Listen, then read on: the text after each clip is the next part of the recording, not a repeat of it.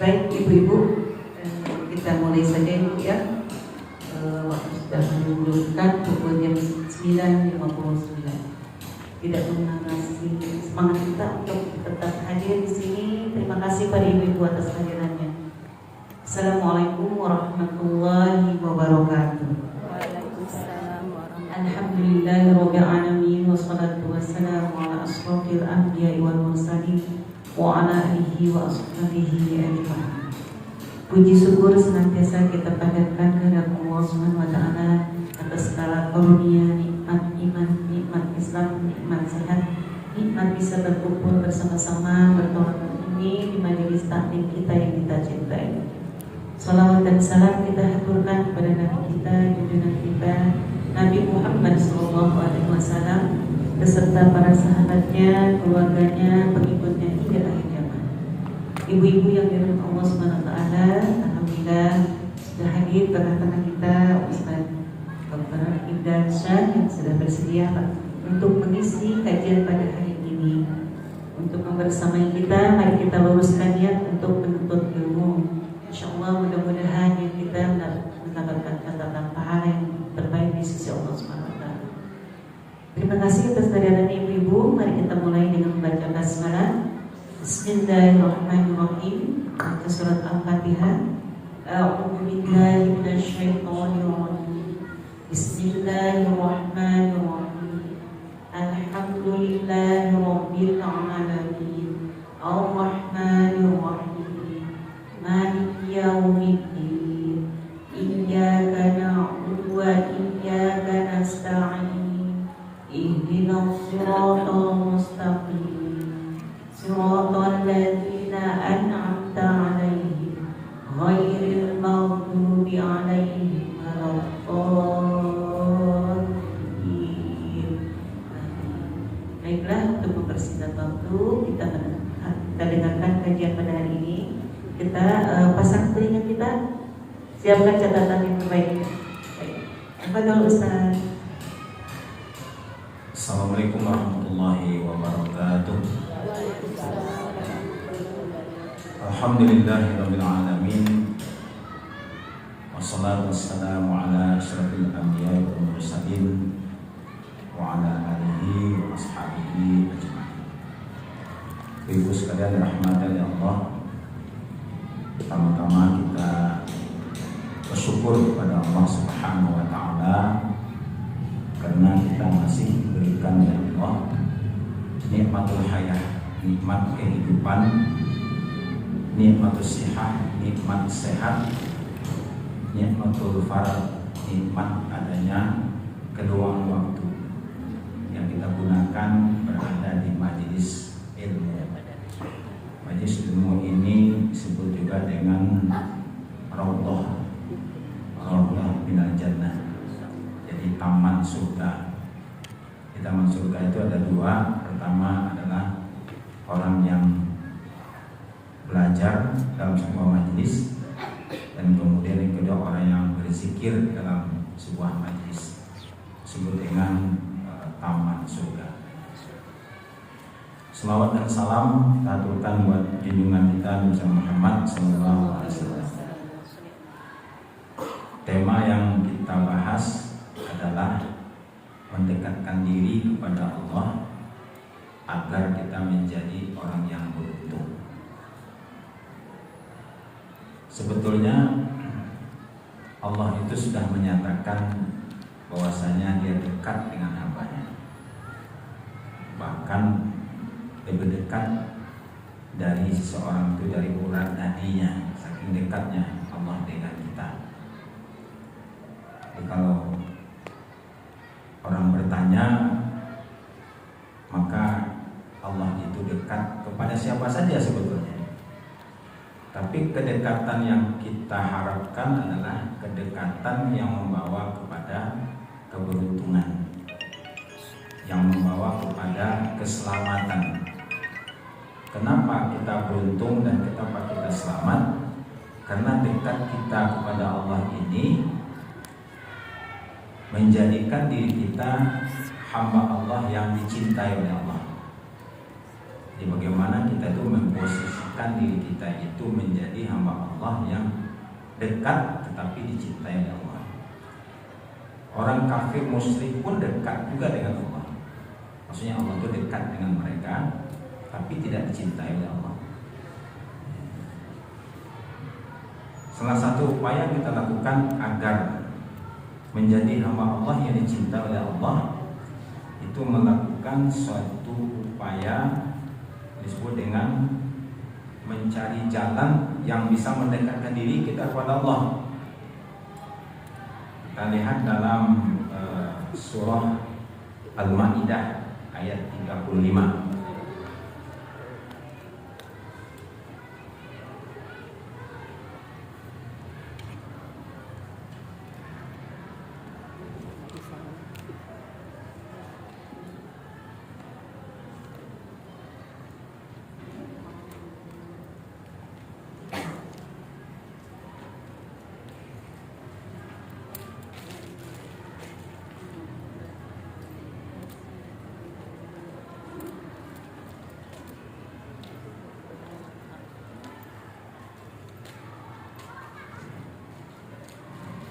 Silakan salah seorang dari ibu membaca ayatnya dan membaca terjemahannya. Surah Al-Maidah ayat 35.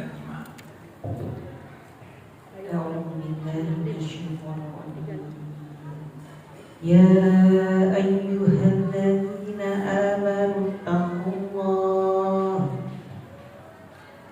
wabtaghu ilaihil wasilata wajahidu fi sabilihi la'allakum tuflihun. Wahai orang-orang yang beriman, bertakwalah kepada Allah dan carilah wasilah jalan untuk mendekatkan diri kepadanya, dan berjihadlah, berjuanglah di jalannya agar kamu beruntung. Ya. La'allakum tuflihun itu kalau dalam Al-Quran maknanya adalah selamat dari azab dan masuk surga. Kullu nafsin za'iqatul maut, setiap yang bernyawa pasti mati. Wa innamat tuwaffawna ujurakum yaumal qiyamah, disempurnakannya balasan amalmu nanti pada hari kiamat. Faman zuhziha 'anil nari wa udkhilal jannata faqad faz. Maka barang siapa yang dijauhkan dari siksa api neraka dan dimasukkan ke dalam surga, itulah orang yang beruntung, orang yang sukses. Nah, untuk mendapatkan la'allakum tuflihun ini, pertama adalah harus ada iman. Maka di sini kan ya ayyuhalladzina amanu, baik orang-orang yang beriman. Apakah semua manusia di muka bumi ini beriman pada Allah? Kalau kita lihat dalam kenyataannya di muka bumi ini, kalau misalnya ibu-ibu kan ada yang pergi ke Hong Kong, ada yang pergi ke Moskow, ya, ada yang pergi ke Pasar Anyar, ya, Moskow ke Pasar Anyar. Kira-kira semuanya orang beriman nggak? Atau pergi ke Cina, kan tidak semua beriman. Ada orang agamanya Kristen, ya, mengakui Allah tapi mengakui Isa anak Tuhan. Ada orang Yahudi mengakui Allah tapi mengakui Uzair anak Tuhan. Ada orang beragama Buddha, beragama Hindu, ya, bahkan ada juga beragama orang Jepang pada menyembah matahari, ya. Jadi tidak semua orang beriman. Yang beriman itu hanyalah orang-orang yang dipilih oleh Allah. Jadi kalau sekarang ini kita beriman kepada Allah, maka kita termasuk orang yang beruntung. Dulu ada seorang tua datang ke Rasulullah SAW. Ya Rasulullah, saya sudah tua banget Pak. Ya. bangka. Apa bedanya tua bangka dengan tua banget? Kita kalau menyebut orang tua bangka itu kan ada kelakuannya ya. Padahal sebetulnya sesepuh juga gitu ya. Jadi orang ini datang ke Rasulullah mengaku dia sudah tua sekali dan dulu waktu mudanya banyak melakukan dosa dan kemaksiatan. Dia sadar itu. Dia udah tua sadarnya.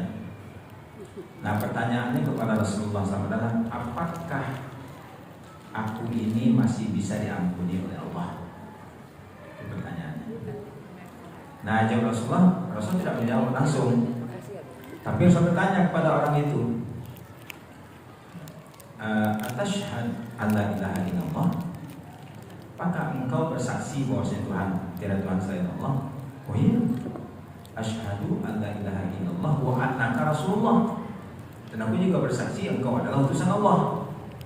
Nah, berarti dia kan orang beriman itu ya, dia beriman yang banyak dosa.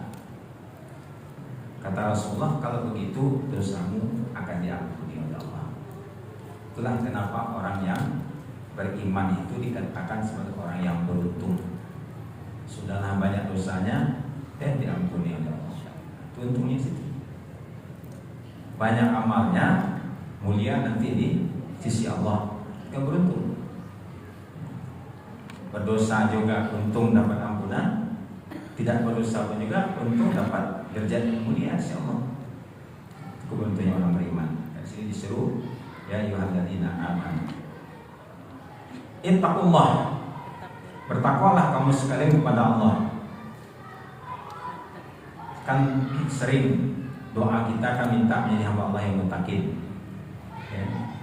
Maka Nabi meminta ada 4 permintaan. Allahumma inni as'aluka huda wa tuqa wal afafa wal ghina. Ya Allah, berilah aku hidayah, berilah aku takwa, berilah aku terjaga dari dosa, dan berikanlah kepadaku kekayaan. Jadi takwa itu ketika ditanya ya kepada sahabat tentang apa itu makna takwa. Nah, kalau ibu-ibu ditanya ya oleh cucu misalnya, yang takwa itu apa sih? Kira-kira jawabnya apa? Kalau ditanya, kan kalau anak kecil kan masih simpel aja jawabannya. Gak usah yang susah-susah rumit-rumit kan, supaya dia paham. Terus cucu kita ini sudah kelas 3-4 SD. Tapi dia bertanya, kira-kira ibu jawabnya apa kalau ditanya oleh cucu, apakah takwa itu? Dengan bahasa yang bisa dipahami oleh anak yang usia remaja. Ya jawabannya simpel aja. Kamu taat pada Allah, jangan kamu lakukan apa yang dilarang oleh Allah. Laksanakan perintah Allah dan jangan kamu lakukan larangannya. Hindarilah larangannya. Nah, dikasih contoh yang bisa dipahami oleh anak-anak. Sholat misalnya. Sholat itu perintah Allah. Nah, kalau engkau lakukan perintah Allah, berarti engkau orang muttaqin. Mencuri itu larangan Allah. Ya. Kalau kamu tinggalkan mencuri itu, berarti kamu orang bertakwa. Kan itu definisi takwa itu ya. Tapi untuk menjadi hamba Allah yang beruntung itu, yang di ujung ayat ini la'allakum tuflihun itu adalah wabtagu ilaihil wasilata wajahidu fi sabilih. Di sini ada 2 istilah ya.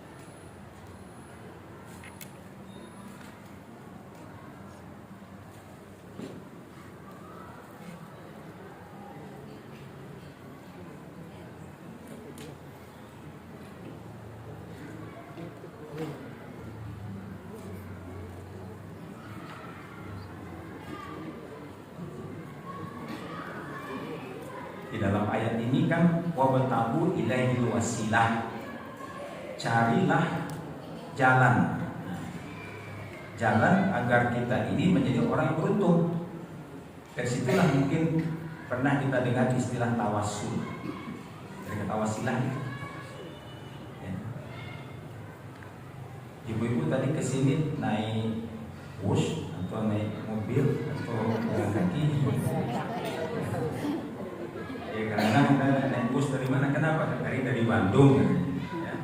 Dan yang ngaji jam 8 jam 9 dari Bandung sampai di Bogor cuma 1 jam. Ya.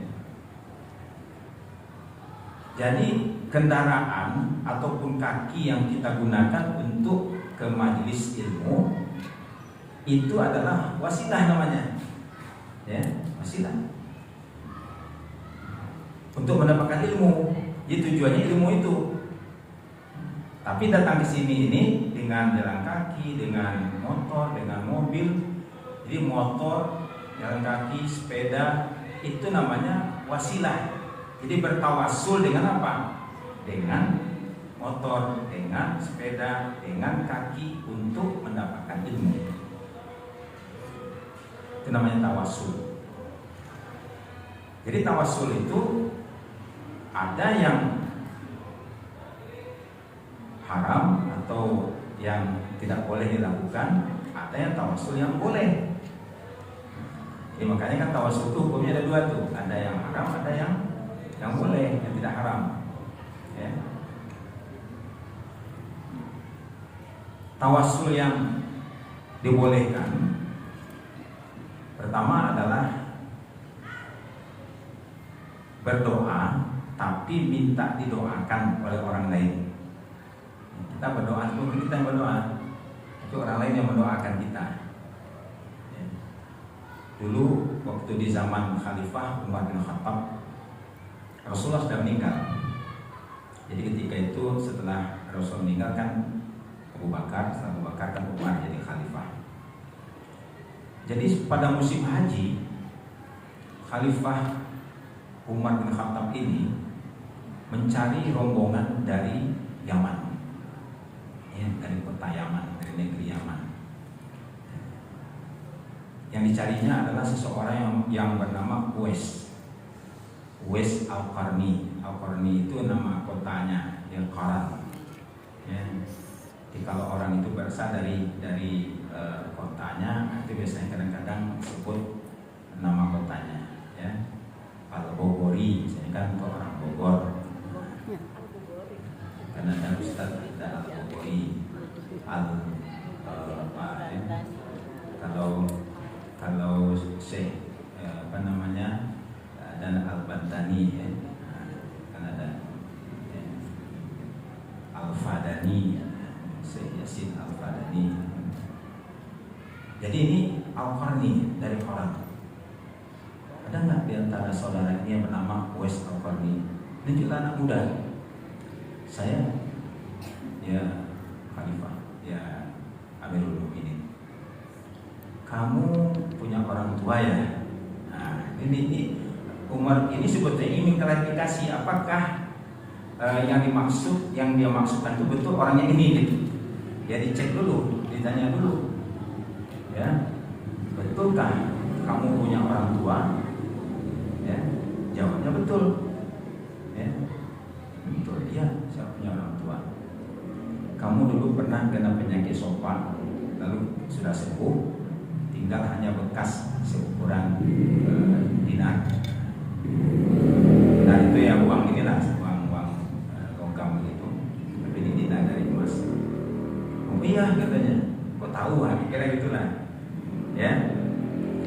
Nah, tolong doakan saya supaya Allah mengampuni dosa saya. Bayangkan umat minta didoakan oleh seseorang yang tidak terkenal dari negeri Yaman. Nah, kira-kira apa yang menyebabkan orang begitu mulia?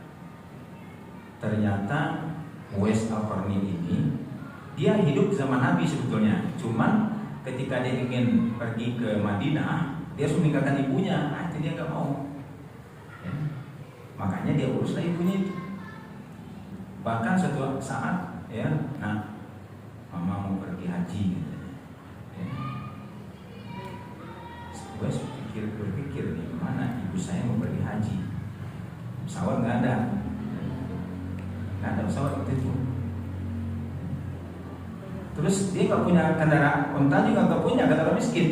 Orang punya onta itu, ya, punya onta, punya kuda, sama dengan sekarang itu orang yang punya Fortuner, Alphard gitu kan. Nah, sekarang misalnya gitu, dia nggak punya apa-apa. Jadi karena musim haji masih ada setahun lagi, maka dia pagi-pagi itu dia gendong ibunya, gitu kan. Setelah membersihkan semua yang udah tua, udah bisa jalan. Digendong, diangkat-angkat, jadi gitu kan. Ya, bahkan kadang-kadang dia angkat domba, gitu kan. Rumah ini melatih badannya rupanya. Rupanya pada musim haji itu Uwais Al-Qarni dia gendong ibunya dari Yaman pergi ke Mekah. Nggak mau dia pakai kendaraan, gendong aja. Bayangkan perjalanan berhari-hari, ya, dari kota Yaman itu ke kota Makkah, dan dia tidak merasa keberatan, dengan senang hati. Karena kalau satu yang senang hati itu nggak ada yang keluhan, ya. Kalau ibu-ibu pergi ke Tanjung Priok, ada orang bawa beras, ya, dengan berkarung-karung itu, yang gembira dia. Kenapa? Karena satu karung beras kasih misalnya 100.000. Ya. Coba ibu kalau ada punya karung beras, ya 100 karung di rumah, cari orang, mas mau nggak angkat karung ini ke sana, satu karungnya 100.000. Siapa yang mau? Nggak ada, dengan ceria aja dia. Pak ibu siap, kok cuma 100 karung aja, nggak ada lagi yang lain. Ya, karena dia pikir kan 100 udah berapa. Jadi karena dia cinta kepada ibunya, ingin berbakti kepada ibunya, tidak terasa berat. Sehingga dengan dia mengurus ibunya itu diangkatlah derajatnya oleh Allah, dan itu disampaikan kepada Rasulullah SAW. Nah makanya Rasulullah itu bilang kepada Umar, nanti kalau ada orang bernama begini, ciri-cirinya begini, minta doa kepada dia. Ya, doanya. Kenapa? Karena apapun yang dimintanya pasti dikabulkan oleh Allah. Jadi orang itu kalau sudah sampai ke tingkat Allah cinta kepada hambanya, maka doa apapun akan dikabulkan oleh Allah. Itu Uwais Al-Qarni. Dulu ada juga di zaman Nabi Sulaiman, ya, seorang yang bisa memindahkan istana Bilqis itu hanya dengan sekejap mata. Kenapa? Karena orang itu sudah dekat dengan Allah. Tapi ada juga orang yang menggunakan karena Allah sudah angkat derajatnya menjadi wali Allah, tapi dia tergelincir karena ada keinginan dunia. Itu di zaman Nabi Musa, namanya Bal'am. Bal'am itu doanya makbul, tapi wujudlah oleh orang-orang bagaimana supaya dia mendoakan kecelakaan itu Nabi Musa. Nah, tapi kasih duit, fasilitas, banyak dia tergoda dia. Nah, situlah hancur dia. Ya, karena orang-orang yang mendoakan orang-orang jahat, ya, karena dikasih duit, nah itu juga akan hancur. Walaupun dasarnya awalnya orang baik gitu.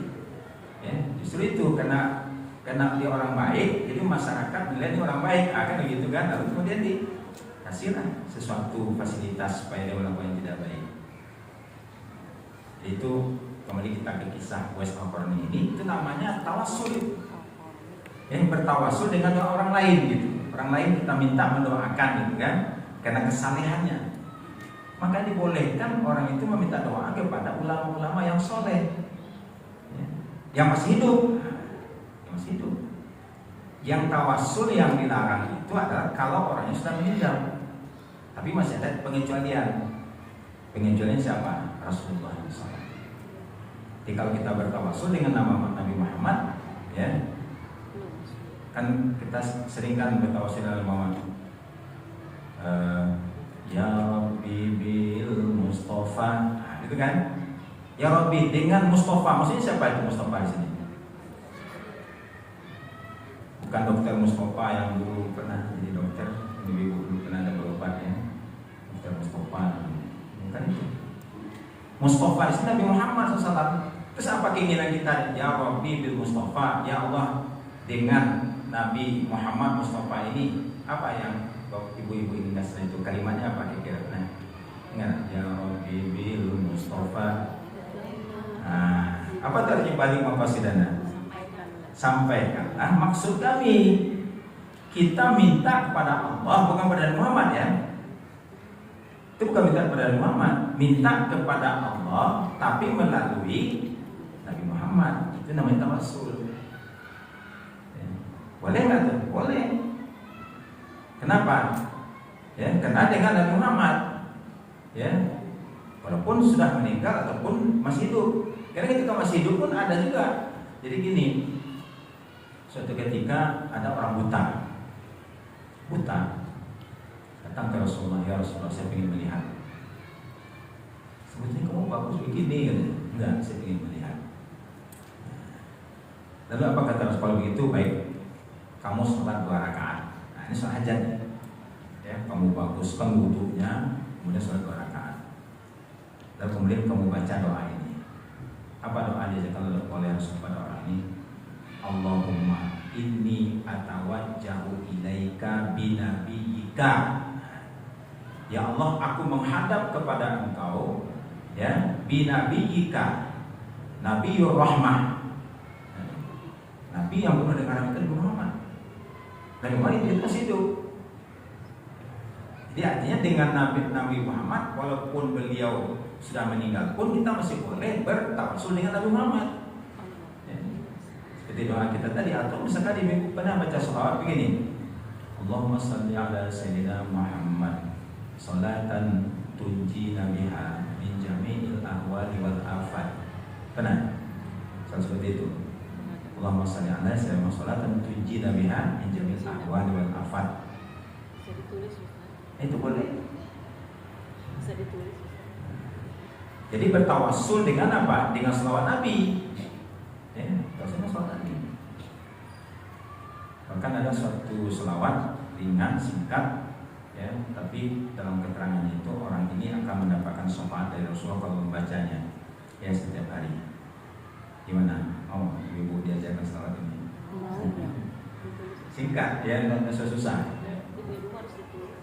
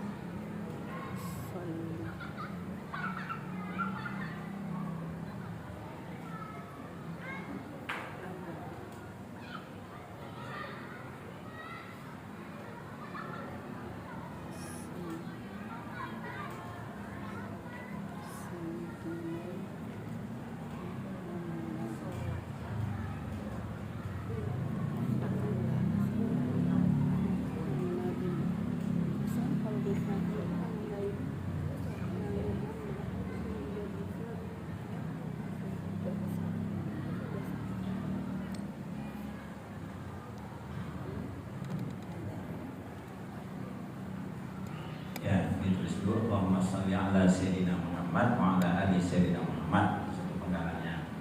Kita berselawat itu. Allahumma shalli ala sayyidina Muhammad wa ala ali sayyidina Muhammad. Dan itu satu selawat. Kemudian yang kedua, selawat bagaimana yang kita minta kepada Allah? Salatan takunu laka ridhaan. Selawat yang engkau ridho. Jadi selawat yang kita baca itu Allah ridho. Wali haqqihi adaan, dan bagi haknya Nabi Muhammad engkau bayarkan, engkau tunaikan. Jadi maksudnya mendoakan Nabi Muhammad, ya, wali haqqihi adaan, wa a'tihi, dan anugerahkanlah kepada Nabi Muhammad itu, inya itu kepada dia, maksud Nabi Muhammad apa? Al-wasilah. Tapi wasilah di sini bukan sarana tadi, tapi wasilah dalam doa ini tempat yang terpuji di sisi Allah nanti. Seperti doa kita bisa kan gitu kan? Allahumma rabb hadhihi da'watil tammah wassalatul qa'imah ati sayyidina Muhammad wasilah, gitu kan? Wal fadilah. Jadi wasilah itu tempat yang mulia si Allah. Wal maqam al mahmuda, dan maqam tempat yang terpuji, ya, yang telah engkau janjikan. Alladzi wa'adtahu, engkau janjikan untuknya, yakni kepada Nabi Muhammad. Ini adalah selawat yang ibu-ibu coba baca setiap pagi 10 misalnya, setiap sore 10. Supaya kita dapatkan syafaat, karena orang yang mengucapkan selawat 10 kali maka dia mendapatkan syafaat nanti dari Rasulullah SAW. Dan kita berharap malah kita ditunggu nanti oleh Rasulullah di pintu surga. Ya, ini ibu-ibu yang dari pengajian itu salam, ada satu yang nggak datang, mana dicari gitu kan? Nah ini kan dicari oleh Rasulullah. Kenapa? Karena orang yang berselawat itu, misalkan ibu pagi-pagi mengucap selawat Allahumma shalli ala sayyidina Muhammad wa ala sayyidina Muhammad, salatan takunu laka ridhaan wa li'aqi adaan wa 'abdihi al-wasilah wal maqam al-mahmud alladhi wa'atah. Dibaca itu dengan suara, ya, jangan dalam hati. Jadi dibacanya itu dengan ada suaranya. Jadi kalau ada orang samping kita bisa dengar gitu lah, gitu. Ya, nggak usah teriak-teriak juga, nggak usah pakai mikrofon, ya, supaya tetangga sebelah dengar gitu kan. Pokoknya dibaca yang kita kedengar oleh telinga kita, ya. Kalau ada orang duduk di samping kita, dengar juga dia gitu. Nah, ini adalah sholawat, ya, yang dimana yang membacanya insyaallah mendapatkan syafaat dari Rasulullah. Salah satunya, ya. Salah satunya. Kenapa? Karena kita doakan Nabi Muhammad. Ya. Kita di sini kan fokus nih mendoakan Nabi Muhammad aja. Kita nggak berharap apa-apa. Ya, hanya satu aja yang kita harapkan, syafaat dari beliau. Nah, kalau selawat yang lain kan ada ininya, ada dalam redaksinya itu tergantung doa ada. Ya, dalam redaksinya itu ada doanya gitu kan. Nah, kalau ini doa juga, cuma doanya khusus pada Nabi Muhammad. Jadi betul-betul fokus pada Nabi Muhammad. Allahumma shalli ala sayyidina Muhammad wa ala sayyidina Muhammad salatan takunu laka ridhaan wa li haqqihi adaan wa a'tihi al-wasilah wal maqam al-mahmuda alladzi wa'ata. Ini dalam sebuah kitab namanya Afdhalus Shalawat. Ini orang yang membacanya akan mendapatkan syafaat dari Rasulullah. Karena kita harus mencari berbagai apa namanya. Yang tadi itu wasilah tadi. Wabtahu ilaihi wasilah, carilah wasilah yang akan menjadikan kita beruntung. Banyak jalan menuju surga itu banyak, ya, banyak jalan menuju surga. Nah, ini salah satunya adalah dengan berselawat dengan redaksi seperti ini, ya.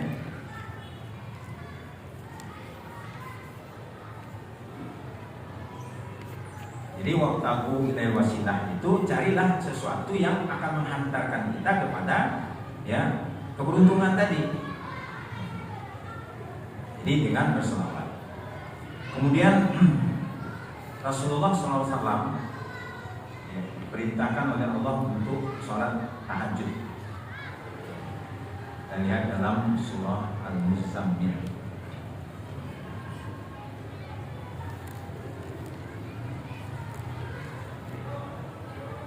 Coba ibu lihat surah yang ke-73. Ya.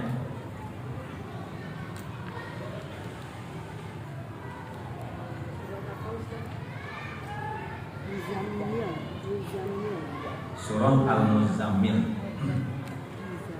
Ayatnya ayat yang ke-20. Surat ke-73 ayat yang ke-20. Coba kita baca satu ayat.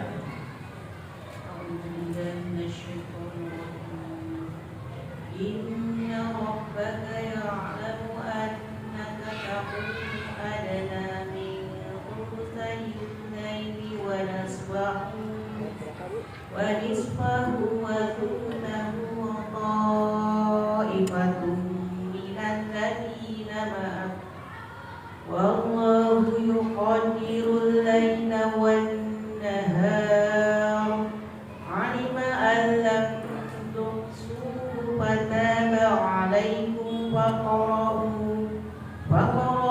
ma tayassara minal Qur'an alima an sayakunu minkum marda wa akharuna yadribuna fil ardi yabtaghuna min fadlillah wa akharuna yuqatiluna fi sabilillah wa qara'u ma tayassara minhu wa aqimus salata wa atuz zakata wa aqridullaha qardan hasana wa ma tuqaddimu li anfusikum min khairin tajiduhu indallahi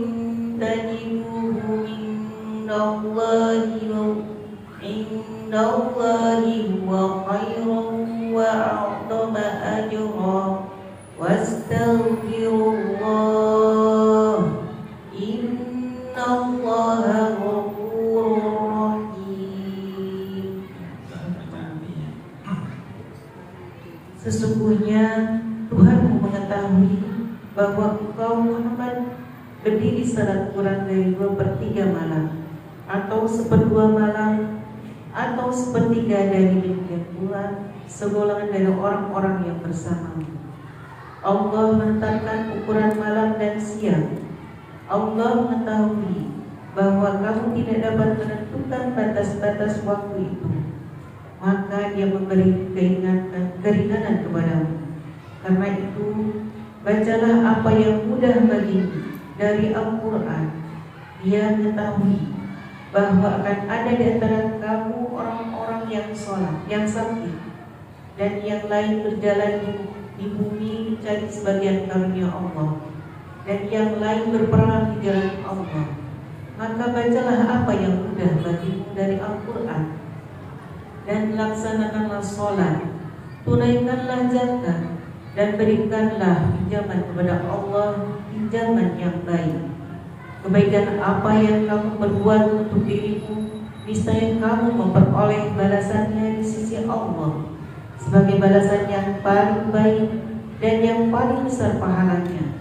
Dan mohonlah ampunan kepada Allah. Sungguh Allah Maha Pengampun, Maha Penyayang. Ya. Ini kan terdapat dalam surah Al-Muzammil. Al-Muzammil itu adalah Nabi Muhammad, yang orang yang berselimut. Karena Rasulullah SAW ini akan menghadapi cobaan-cobaan yang berat dalam kehidupan ketika dia nanti akan menyampaikan dakwah. Oleh karena itu, bagaimana supaya seseorang itu menjadi orang yang diberi kekuatan oleh Allah, diberi perlindungan oleh Allah, diberi pertolongan oleh Allah. Maka di ayat 20 ini adalah upaya-upaya kita untuk bisa mendapatkan pertolongan Allah. Yang pertama adalah melaksanakan sholat tahajud. Jadi tahajud, apakah itu di tengah malam atau 1/3 malam ataupun 1/4 malam. Dan yang terbaik adalah 1/3 malam terakhir. Jadi kalau sekarang misalnya jam subuh itu jam 4:10, maka kita bangun yang terbaik itu adalah jam 2:30. Ya, 2:30 bangun, dan ketika kita bangun itu jangan langsung buru-buru ke toilet. Duduk sejenak, bacalah la ilaha illallah wahdahu la syarikalah lahul mulku wa lahul hamdu wa lahu syai'un qadir. Subhanallah walhamdulillah la ilaha illallah wa la haula wa la quwwata illa billahil aliyyil azim. Kan ada sesuatu, karena kata dokter yang banyak membuat orang itu terjadi jatuh di kamar mandi itu karena buru-buru, ya, karena buru-buru dari tidur itu langsung buru-buru ke kamar mandi. Nah itu bahaya. Nah maka dalam agama kita disuruh sejenak baca doa, dan kalau kita baca doa itu dosa kita diampuni oleh Allah. Lalu kemudian kita bangun setengah 3, 2.30, duduk sejenak sekitar 5-10 menit lah. Lalu kemudian pergi ke toilet, ada sekitar 10 menit atau 15 menit, ya. Nah sudah berapa itu? 245, ya. Nah nanti hidupkan kompor, tunggu sebentar, jangan banyak airnya, ya. Nah situlah kopi, ya. Nah, kopi sidikalang, ya. Kalau nggak tahu sidikalang atau rasanya, nanti tanya sama Cut.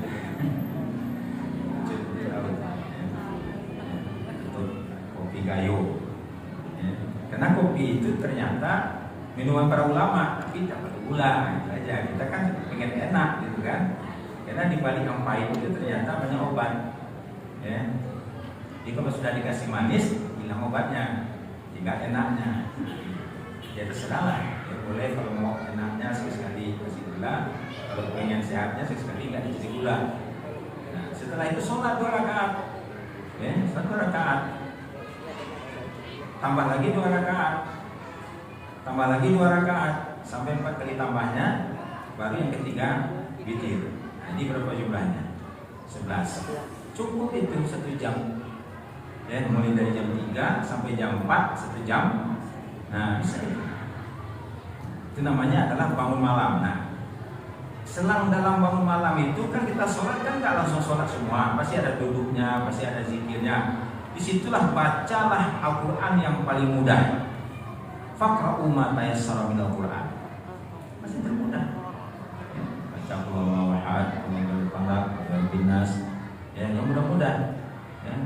Kalau membaca kan beda dengan menghafal. Ya, kalau yang itu kan hafalan, itu yang mudah. Tapi kalau membaca kan boleh dari Al-Baqarah. Baca 1 halaman, gitu kan 2 halaman. Ya. Di malam hari itu merupakan tawassul yang paling bagus, taqarrub ila Allah. Ya, jadi istilah tawassul itu yang menghantarkan kita kepada keberuntungan. Ya, karena ada orang kadang-kadang alergi mendengar istilah tawassul itu, padahal sebenarnya itu istilah agama. Ya, tawassul yang dilarang itu adalah dengan sesuatu yang haram. Ya, dengan orang yang sudah meninggal, ya, datang ke makam, biasanya wali songo, ya, datang ke makam wali. Ya. Kemudian curhat, Pak Wali, pinggang saya sakit. Ya.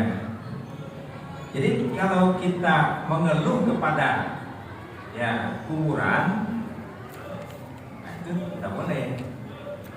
Tapi kalau kita mendoakan boleh.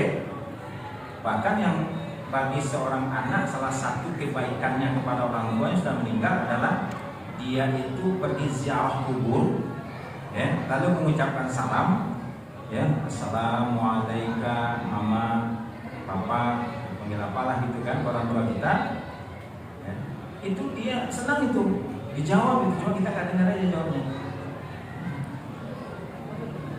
Bahkan karena dia dikuburkan banyak di kuburan umum, sebelum kita salam ke dia secara khusus, salam dulu kepada semuanya.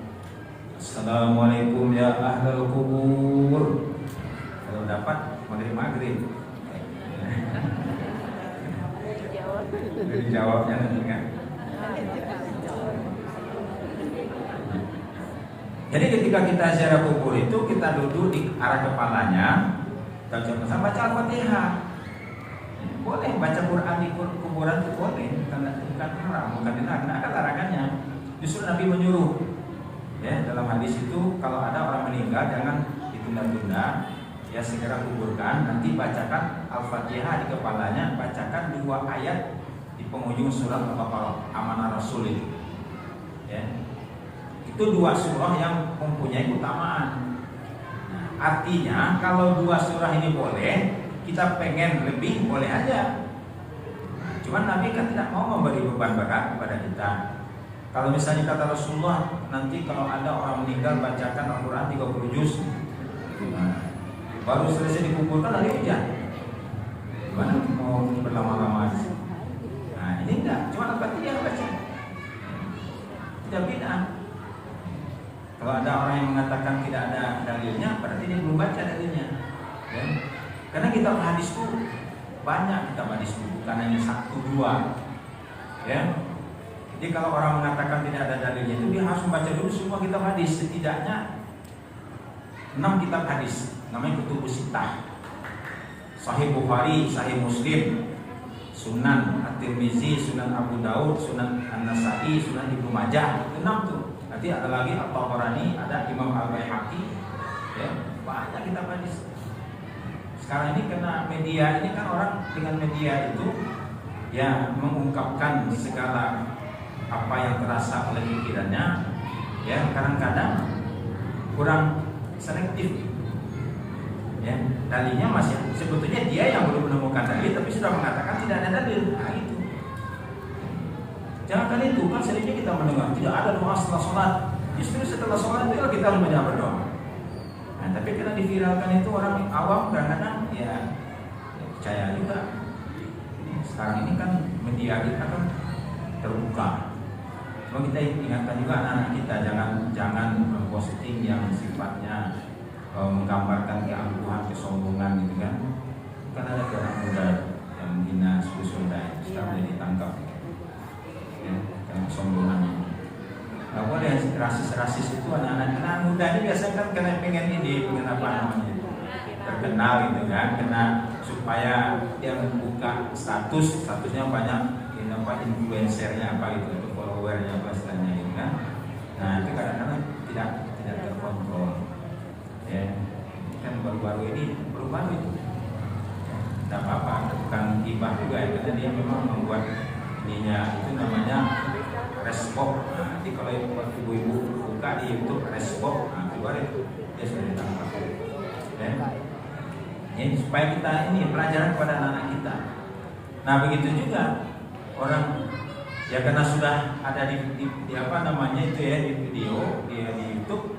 Nah boleh juga ibu cari namanya Mama Gufron, dia sudah bicara dengan malaikat mungkar nakir. Nah gitu kan. Punya banyak, dikasih hadiah lagi, dikasih apa lagi macam-macam sekarang. Ada lagi yang tidak boleh pakai peci hitam gitu, pakai pecinya harus merah putih. Nah, kan? Iya itulah di kalau kita tidak selektif dengan apa yang ada di YouTube ya, TikTok segala macam, itu banyak yang menyesatkan, ya.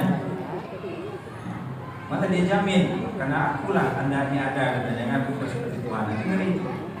Ya, kita nggak tahu, kadang-kadang ada orang yang sudah stres, ada orang yang sudah apa gitu kan, jadi nggak lurus lagi cara berpikirnya. Cuma karena mungkin dia ditokohkan di masyarakat ya akhirnya menyesatkan. Itu harus hati-hati, kita banyak sekarang. Ya mungkin kita ingatkan juga anak kita nih kalau ini tidak benar nih dan benar nih, gitu. Ya kalau tidak nanti kan ya banyak masalah nanti, ya. Nah baik, kembali kita kepada ayat surah Al-Muzammil ini. Jadi qiyamul lail, karena tahajud itu kan ujungnya kan maqam mahmuda, ya wa minal laili fatahajjat bihi nafilatan asa ayyab'atsaka rabbuka maqaman mahmuda. Apa tuh maqam mahmuda itu? Maqam yang terpuji di sisi Allah nanti. Nah cuman ibadah ini sampai kepada tingkat Allah sayang kepada hambanya itu syaratnya nih konsisten, dawam, terus menerus.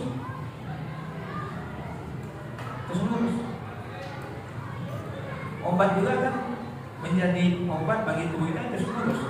Walaupun Zaidul Ambar udah bilang ibu-ibu, kalau ibu pakai serin direbus, pakai apa kunyit, pakai jahe, itu nanti tidak akan kena sakit pinggang, tidak kena sakit ini macam-macam. Tapi seberapa sering ibu makanya. Ya. Tahu aja, padahal kunyit ada di depan. Padahal itu untuk lambung itu.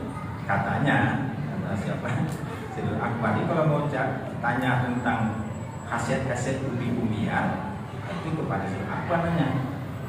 Tapi kalau khasiat daun-daunan, tanyanya kepada Hembing. Meninggal di Hembing. Nah, gitu. Jadi orang-orang herbal itu kan punya spesialisasi masing-masing. Ya. Nah, ulama juga begitu. Ya. Nah, sekarang ada lagi yang viral ini, anak muda dari Sumatera Barat, namanya Buya Ar-Razi Hashim. Ya, memang agak itu tasawuf. Ya, kalau tasawuf itu memang mencernanya agak sedikit ya susah ya. Tapi orang tasawuf harus memang masuk ke dunia tasawuf itu. Nah, kita karena orang awam ya simpel-simpel aja. Ya, yang mudah-mudahan bisa kita lakukan, tapi tanpa banyak efek samping gitu kan. Kan kalau orang mendalami ilmu herbal itu kan dia kan mendalami terus, nah itu bisa ada efek sampingnya. Ya, tapi kalau kita cuma nyaring-nyaringan saja kan, seduhan ini ya wedang apa itu, nah yang gitu itu tidak apa-apa, saya sering ya, cuma di akarnya aja yang baik. Nah, oleh karena itu ibadah kita ini ya ringan-ringan aja, tahajud misalnya kan, tapi rutin. Pokoknya apapun ceritanya minta kepada Allah diberi kekuatan untuk bisa tahajud setiap malam. Nah, itu satu. Baca Quran, faqra'u ma tayassara minal Quran. Baca tapi rutin. Ya, jadi setiap malam ibu-ibu usahakan membaca surah Al-Muluk misalnya setiap malam. Ya, sampai hafal. Ya. Sampai nanti kemudian enggak ya, tapi kadang-kadang kan namanya penyakit dibawa orang, anak-anak yang bawa kita ke ICU gitu, kitanya nggak mau gitu kan, kita bawanya ke ICU.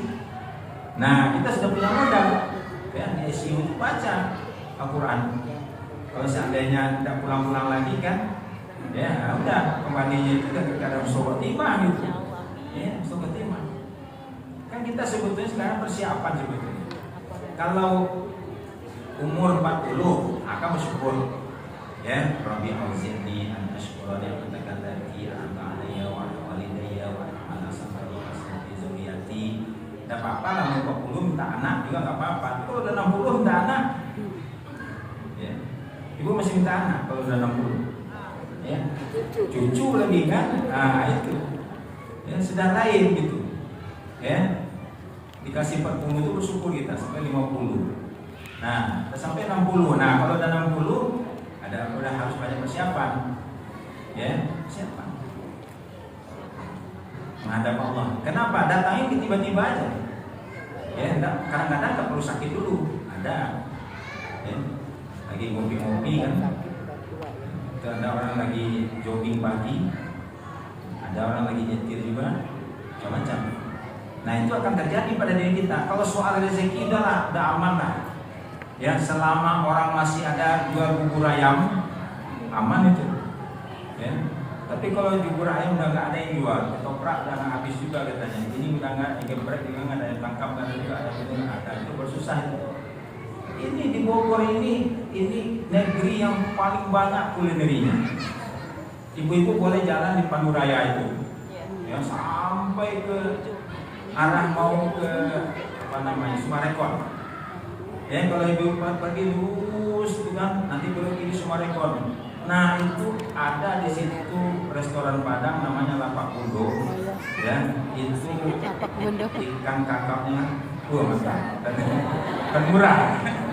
Nah, itu kan mantap dan murah gitu kan. Boleh cari sekali nggak apa-apa.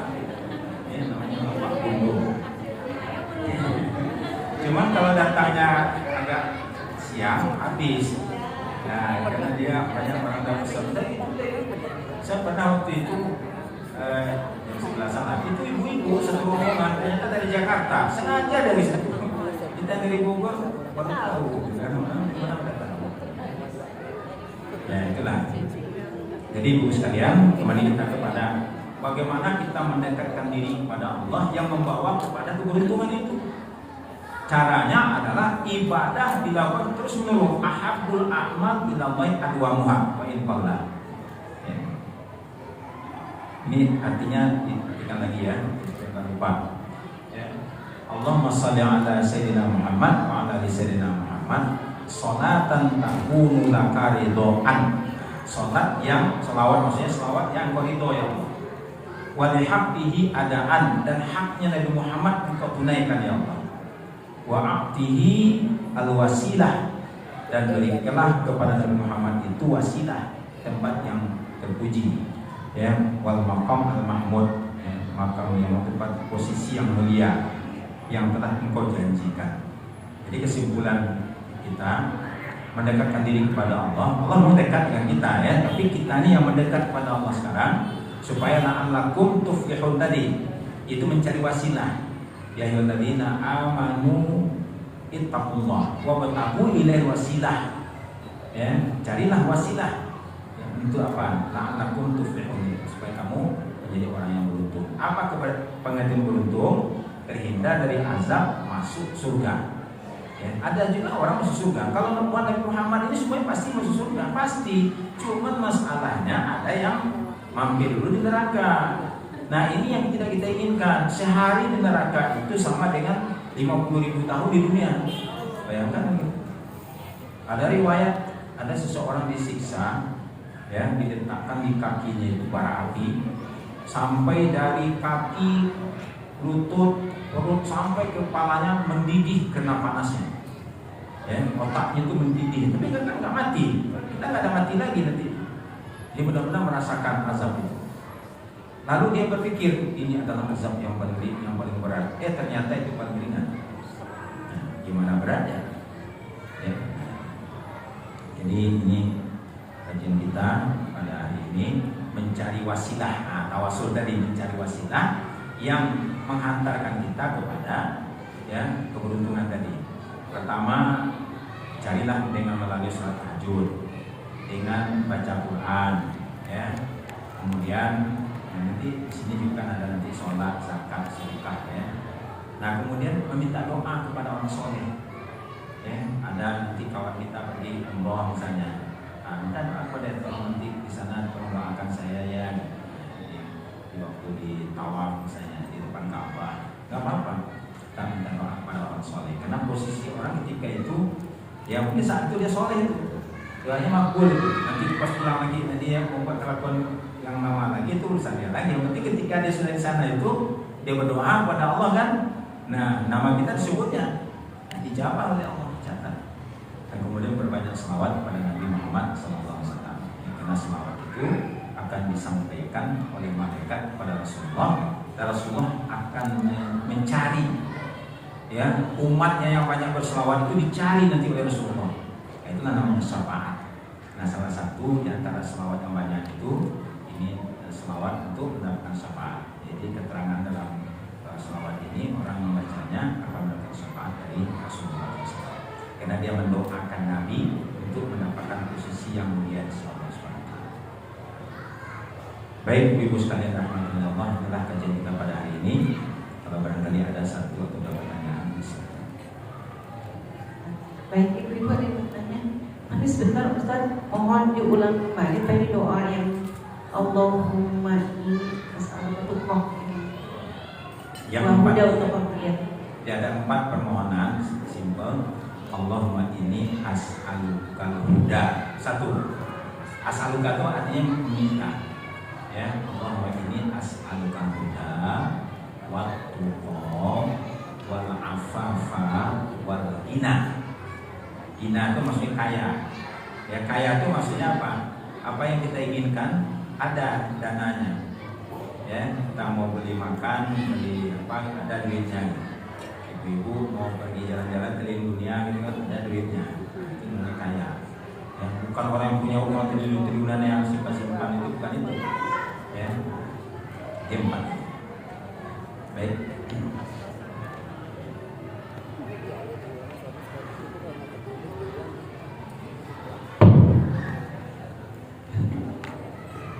Assalamualaikum warahmatullahi wabarakatuh. Pak Ustadz, saya mau tanya, ini kan sholawat itu bermacam-macam ya Pak Ustadz ya, banyak sekali macamnya. Dan saya pernah mengamalkan ini salawat Nabi. Kalau dibaca 11 kali akan mendapatkan ini.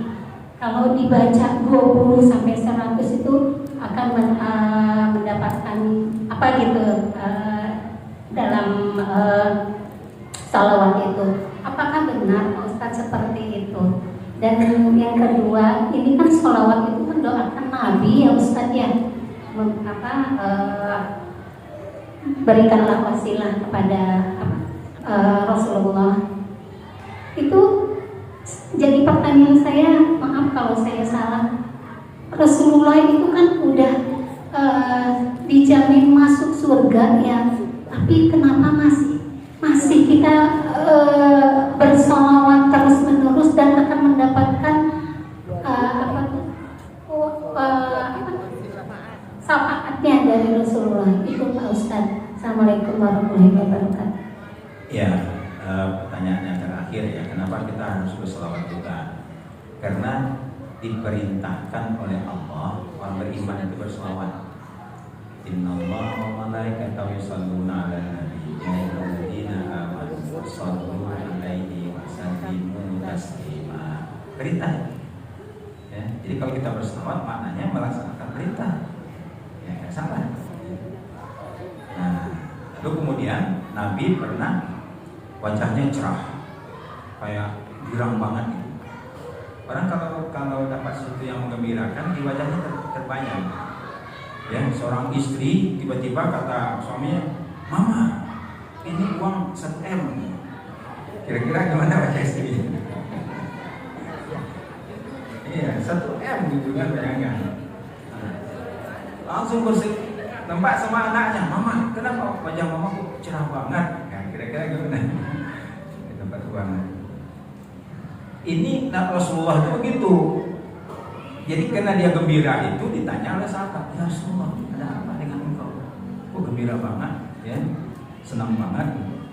Barusan malaikat Jibril bilang ke saya, ya, apa kata malaikat? "Ya Muhammad, man shalla 'alaika sholatan." Barang siapa yang berselawat pada engkau 1 kali, Allah balas 10 kali. 1 kali berselawat, Allahumma shalli 'ala sayyidina Muhammad, balas 10 kali. Jadi memang berselawat itu bukan untuk nabinya, feedbacknya ke kita gitu. Jadi jangan kita Nabi kan sudah apa gitu, sudah orang mulia, sudah apa lagi kan itu. Itu jadi intinya adalah berselawat itu pertama perintah Allah, yang kedua ada nilai pahala yang luar biasa dari Allah. Nah sekarang pertanyaannya, selawat nariyah dibaca 11 kali, dibaca bahkan ada yang membacanya 4.444 kali, tidak boleh lebih, tidak boleh kurang. Jadi begini Bu, berselawat itu berapapun boleh, berapapun. Karena ketika itu ada seorang sahabat bertanya, "Ya Rasulullah, seberapa banyak aku hendaknya berselawat kepada engkau?" Apa jawab Rasulullah? "Masyita." Terserah engkau. Ya kalau terserah itu gimana? Terserah. Ibu mau 11, ibu mau 20, ibu mungkin. Adapun iming-iming tadi itu kan kemungkinan pengalaman. Ya, ada pengalaman ulama karena dia suka membaca sekian ayat, akhirnya dapat begini, dia ceritain sama orang, bisa gitu. Tapi apakah itu sama pendapatnya? Belum tentu juga. Ya. Ada orang terkena asam urat, lalu dia dengar Hembing bilang minum rebusan daun apa namanya? Terlah. Sambil tutup misalnya. Ternyata ibu amalkan, sembuh. Lalu ibu buat, barang siapa yang minum rebusan ini akan sembuh dari asam urat. Nah, gitu. Tapi apakah semua orang sembuh? Belum tentu. Nah, jadi artinya tidak apa-apa kalau mau baca berapapun, silakan aja dibaca. Tapi jangan kita terobsesi dengan iming-iming tadi. Lebih baik obsesi kita Allah yang akan merahmati kita, itu aja aman kita. Ya, pokoknya saya ingin dapatkan rahmat dari Allah, syafaat dari Rasulullah. Nah, jadi itu cara kita mensikapi selawat begitu bagusnya. Jadi kita berselawat mengharapkan Allah mengabulkan keinginan kita, ya. Kemudian kita mendapatkan syafaat dari Rasulullah. Walaupun ada ini atau begini ya itu wallahu alam. Ya, niat kita bukan itu. Niat kita adalah bagaimana kita mendapatkan ridho dari Allah dan syafaat dari Rasulullah SAW. Baik, sekiranya demikian kajian kita pada hari ini. Mudah ada manfaatnya. Tutup dengan doa pada majelis.